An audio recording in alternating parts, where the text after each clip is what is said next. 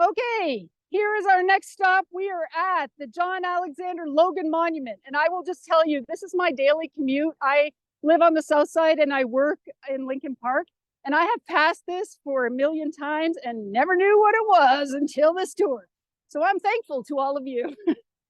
So Illinois-born John Alexander Logan, who lived between 1826 and 1886, was a war hero and political figure here in Illinois.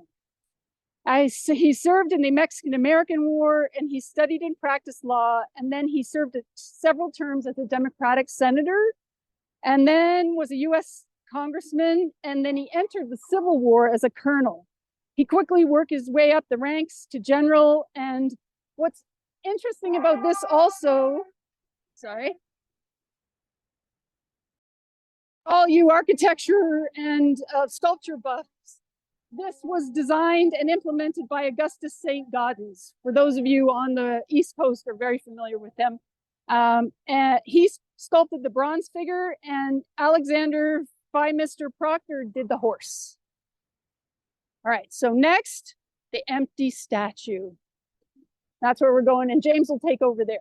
Here we go.